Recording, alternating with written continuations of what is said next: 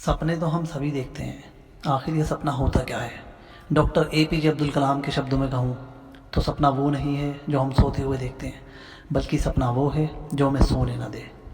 सपने की जो परिभाषा आज तक हमने सुनी या समझी होगी, दोस्तों इस वीडियो के एंड तक पहुँचते पहुँचते वो परिभाषा बदल जाएगी, क्योंकि अकेला सपना कभी कुछ नहीं कर सकता। हमेशा इसे एक साथी की ज़रूरत होती है। एक्शन, कर्म या अमल, यही वो साथी है जो किसी सपने को साकार होने के लिए या किसी सपने को हकीकत में बदलने के लिए काफ़ी होता है।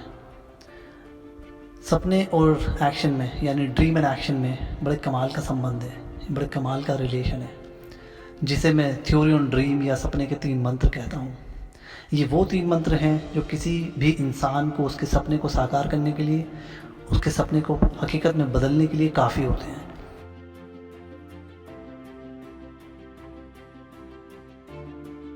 वो कहते हैं ना कि मंजिल की शुरुआत पहले कदम से होती है। सपने को पूरा करने के लिए पहला कदम भी सपना खुद अपने आप में है। सपना देखकर हमने पहला कदम तो रख दिया है, लेकिन क्या सपना देखना काफ़ी है? क्या सपने देखकर, क्या लक्ष्य बनाकर, क्या मकसद रखकर हम अपनी ज़िंदगी का वो लक्ष्य पूरा कर सकते हैं? जैसा कि मैंने पहले कहा, लक्ष्य को, सपने को पूरा करने के लिए हमेशा एक साथी की ज़रूरत पड़ती है। तो इस कड़ी का पहला मंत्र यही है, कुछ इसी प्रकार है, ड्रीम विदाउट एक्शन। मतलब हमने सपना तो देख लिया, हमने लक्ष्य तो बना लिया, लेकिन उसके ऊपर हमारा कोई अमल नहीं है, हमने उसके ऊपर कोई काम नहीं किया, हम उसके ऊपर कोई कर्म नहीं कर रहे हैं, उसे पूरा करने के लिए कोई मेहनत नहीं कर रहे हैं। तो क्या कभी भी ऐसा कोई सपना पूरा हो सकता है? कोई ऐसा लक्ष्य अचीव हो सकता है जिस पर कोई अमल या कोई काम नहीं किया जा रहा है? तो इस सवाल का जवाब है ना। ऐसा कोई लक्ष्य कभी भी पूरा नहीं हो सकता जिस पर कोई काम नहीं किया जा रहा है, क्योंकि वो सपना देखकर हम सो रहे हैं। किसी ने क्या खूब कहा है, सोते हुए शेर के मुंह में हिरन प्रवेश नहीं करते। शेर को हिम्मत करनी पड़ती है, शेर को आगे बढ़ना पड़ता है हिरन का शिकार करने के लिए। तो अपना सपना पूरा करने के लिए हमें भी उठना पड़ेगा, अपनी नींद को खोल कर आगे जाना पड़ेगा, तभी हम अपने सपने को पूरा कर पाएंगे, अपने सपने को साकार कर पाएंगे। अन्यथा ये कुछ इस तरह होगा जैसे हमने पूरा जीवन व्यर्थ कर दिया, क्योंकि समय को नष्ट करना जीवन को नष्ट करने के बराबर ही होता है। इस कड़ी का दूसरा मंत्र है एक्शन विदाउट ड्रीम।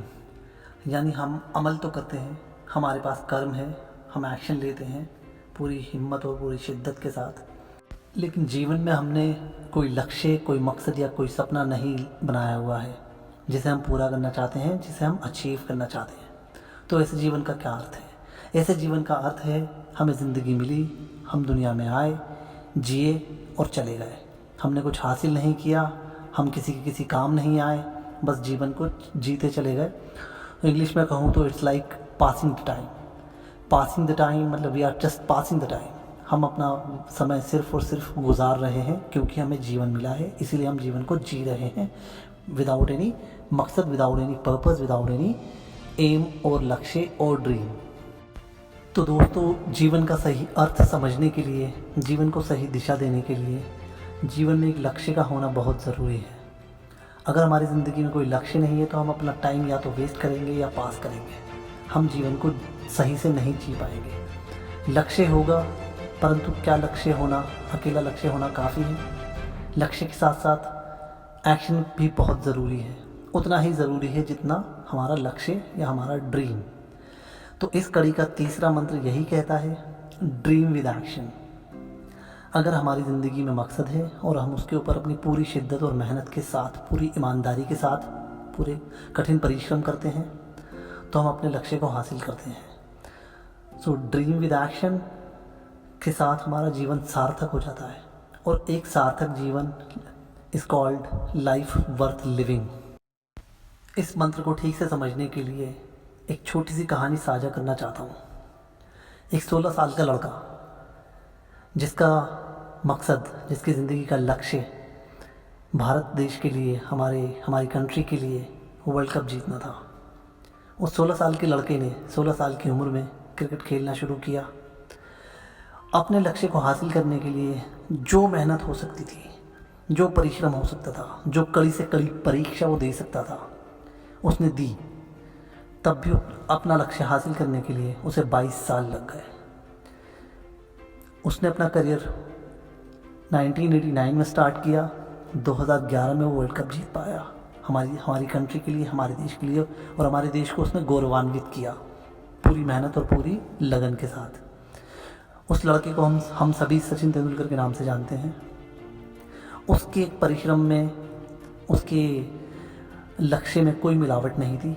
उसने सिर्फ अपने लक्ष्य को, अपने ड्रीम को सच साबित करके दिखाया, हकीकत में कन्वर्ट करके दिखाया, और वो सबके लिए इंस्पिरेशन बना। तो दोस्तों, जब आप अपना लक्ष्य बनाते हो, उसके ऊपर पूरी ईमानदारी से काम करते हो, कठिन परिश्रम करते हो, तो आप लोगों के लिए इंस्पिरेशन बनते हो। मैं यही चाहूँगा आप सभी से, आप सब किसी न किसी के लिए इंस्पिरेशन बनो, मेरे लिए इंस्पिरेशन बनो, देश का गौरव बढ़ाओ, अपने परिवार का गौरव बढ़ाओ।